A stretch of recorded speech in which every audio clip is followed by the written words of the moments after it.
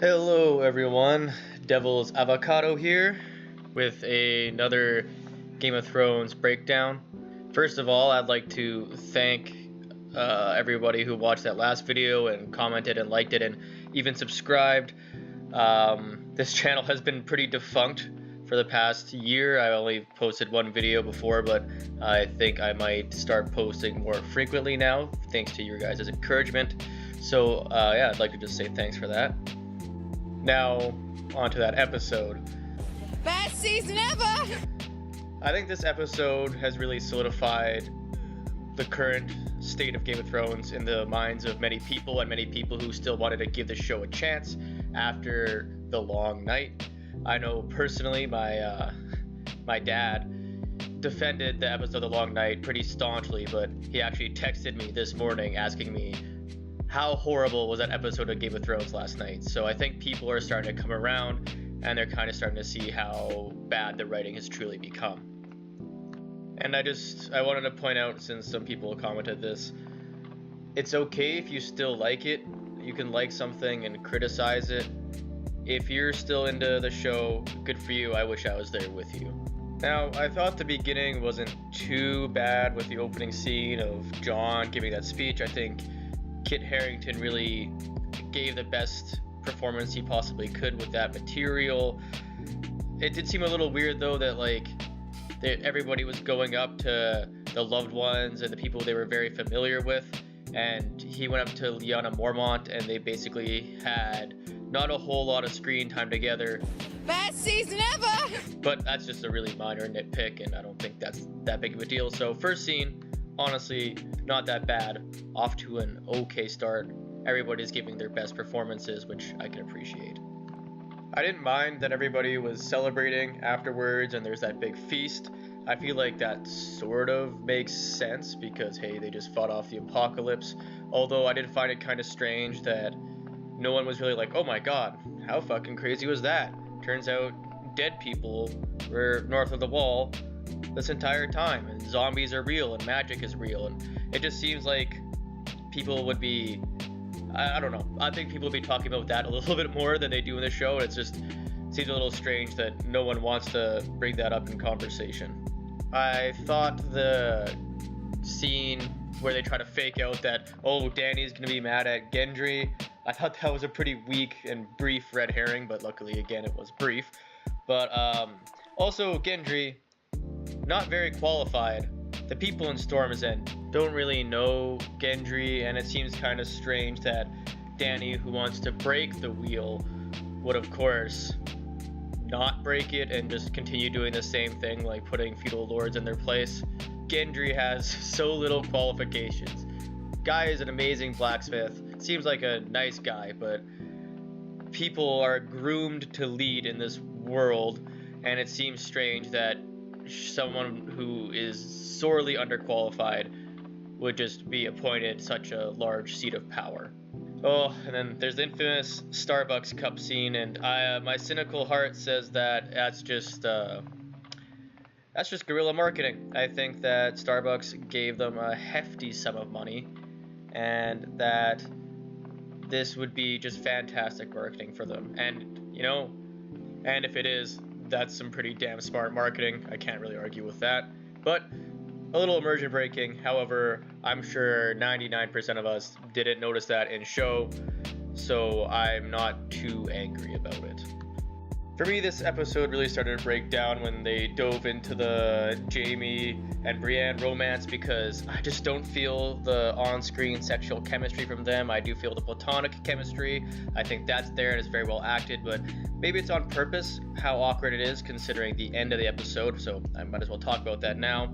I think that's just a red herring. I think Jaime is giving her it's not you, it's me kind of moment just so that she won't follow him, because he thinks he will probably die in the act of killing Cersei. I'm gonna just guess that. Otherwise, his character has kind of been ruined. I know they said in the post-episode thing that, oh, he's just addicted to Cersei. Best season ever! But why would they tell us the twist that's coming if he is going to be the one that kills her? They want to maintain that tension, so I don't think that's too bad. Although it is kind of, I feel like, fabricating tension just for the sake of it.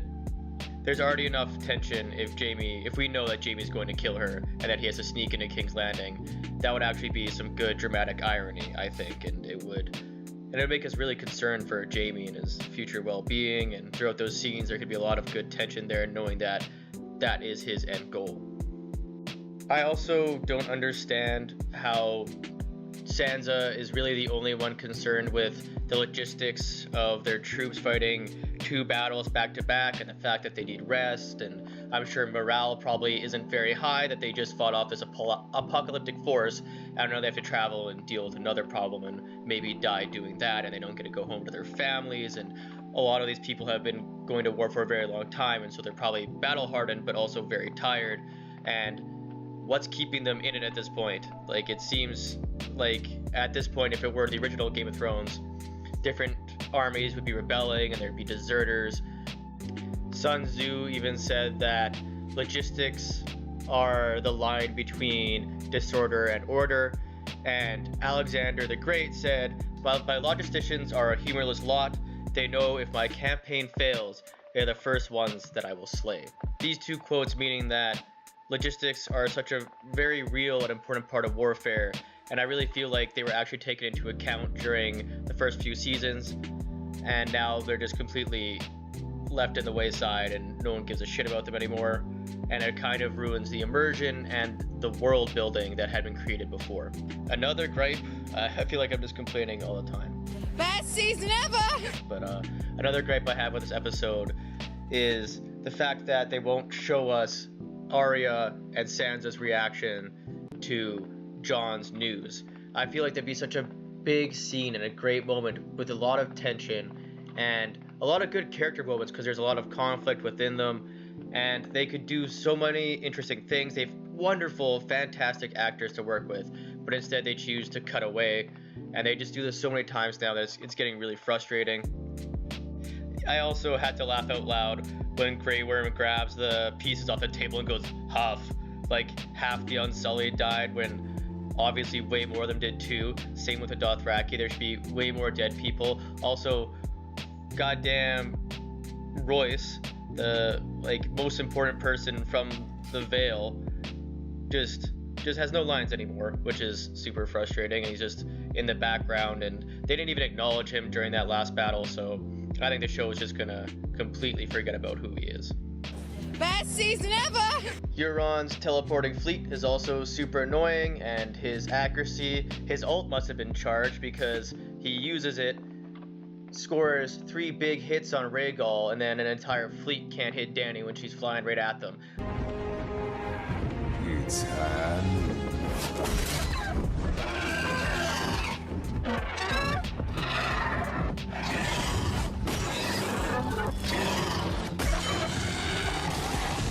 Best season ever! I just don't understand how 2 aircraft with a bird's eye view can have a small fleet, sneak up on them. It just makes no sense. And oh my god, is it so insulting how they explain this away in the post-episode discussion. They just say that, oh, Dany forgot about it. She forgot about the Iron Fleet. Like, they were just talking about it. How is that not on her mind? Like, Dany's character is somebody who pretty much has been shown she's been shown that really the only thing on her mind is the Iron Throne. And so she'd naturally be thinking of those enemies, like, oh right, that fleet that last time we were in the water and we were traveling with our ships, yeah, that big fleet came in, really fucked us up out of nowhere. Maybe I should use my dragons for recon. Also, at this point, bitch, get a fucking saddle made. Get a saddle for that thing.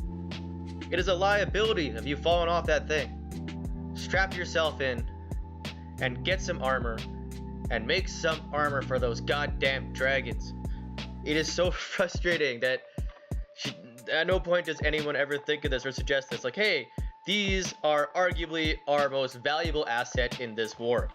Should we make any moves to protect them with armor? No. Also, the Scorpions are so obnoxiously overpowered that it makes no sense that they wouldn't have already been created and used in naval warfare if they were that effective of just destroying ships. They tear apart Tyrion and Grey Worm's ship like it's a goddamn piece of paper. Like that's a lot of damage. Now that's a lot of damage! The scene with Tyrion, Bronn, and Jaime also struck me as really odd and just completely unnecessary to the rest of the story. Also, Bronn's crossbow shouldn't be able to reload that fast. I feel like that's kind of a minor nitpick, but they make a point of showing us earlier in the show that that specific crossbow needs to be cranked to be reloaded. And so it's a little frustrating that in the same series he could just reload it like it's a fucking 6-shooter or something. Anyways, their conversation basically held no weight to me, and I don't even know how Bronn would ever even be able to make them pay up afterwards. So it was pretty dumb, pretty stupid. So more than frustrating, I feel like Ghost was kind of an afterthought, considering no one even acknowledged him last episode, and this episode is only 2 of the characters. I feel like maybe it was only done in reshoots, because Jon doesn't even pet the poor guy, and Ghost is all fucked up. He just gives him some weird nod. It felt really strange, really awkward. Best season ever! Euron has become just such a cartoon villain. He has been the entire time, and he's just been done absolutely zero justice in the show. I also thought that the meeting at King's Landing was very, very odd. The gate looked strange, and it's just a barren wasteland outside of this capital city. That's a minor nitpick. I think I could chalk that up to it being a gate in King's Landing that they chose to meet up at to parlay because it didn't see a lot of traffic. However, what really annoyed me about that scene is that it's so within Cersei's character. She's the woman who blew up the Sept of Baelor and killed all of her enemies there.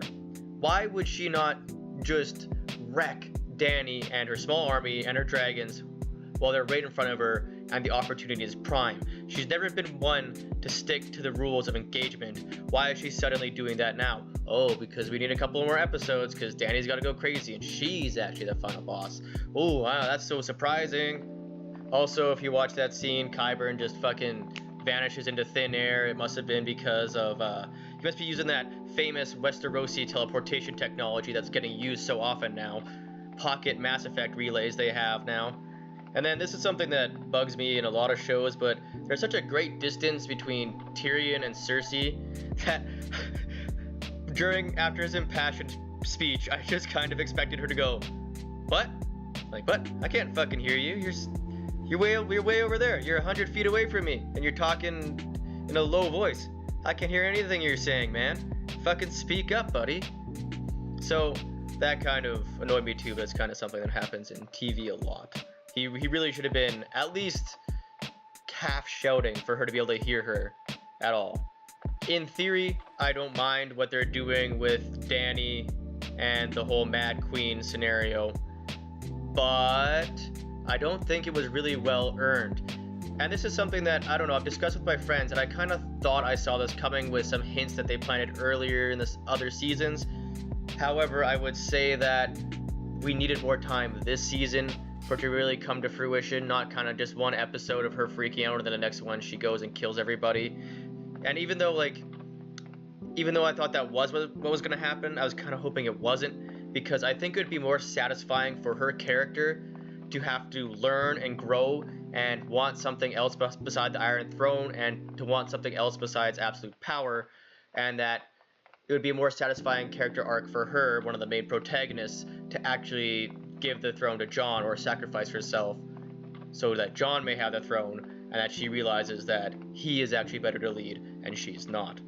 And that would be a hard decision for her, and it would cause a lot of inner turmoil, but in the end she would make the right choice, and that's what she'd do. But I think they're just gonna go full Mad Queen, because subverting expectations, hey, yeah, everybody loves that. Everybody loves The Last Jedi. Best Star Wars movie of all time.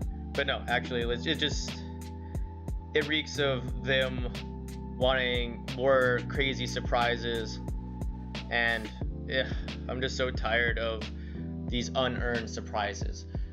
The Red Wedding was something that happened, and it was surprising, but it wasn't surprising in hindsight. You look at the things that Rob did, and you look at his mistakes, like betraying somebody as prickly as Walder Frey, and for beheading Karstark, and you can really see that that's why he ended up dying. Whereas now, Dan and Dave are just putting in twists just to shock us, and maybe retconning something that was said 4 seasons ago as proof that, oh, we've been planning this all along. We're super smart, guys. We're playing 36D underwater Chinese checkers, and you're up there rolling dice. But yeah, I think they just don't give a shit anymore. Honestly, I think they just want it to be done with, and so they're just expediting the wrap-up of this show. And they know that a lot of people, no matter what, will love it because of the goodwill the show has built up over the past few years. But I think they didn't really account for the rage of the internet. I think that over the past week, I've seen a really big shift in dialogue between people defending the long night and then more and more and more people questioning it and wondering what the hell was going on.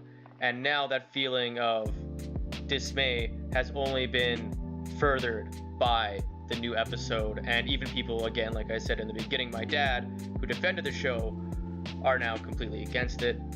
And again, I don't want to take it away from you if you do like it, but I really wish I was with you there. I'm just gonna watch the remaining episodes because I don't think George will finish the books, and I guess some conclusion is better than none. I don't know if that's true, but anyways, if you want, you can like and subscribe or whatever. I don't want to make this really a great Game of Thrones channel, especially since I've kind of hopped on the Game of Thrones video pages pretty late in the game, and I really need to diversify my content. Again, I didn't expect this to... It didn't really blow up. I mean, like 2,500 views to me is awesome. I'm really happy with that, and I just wanted to thank you guys again for contributing to the discussion and for helping me achieve some sort of catharsis with this painful time falling out of love with one of my favorite fictional stories and fictional worlds of all time. Anyways, catch you later.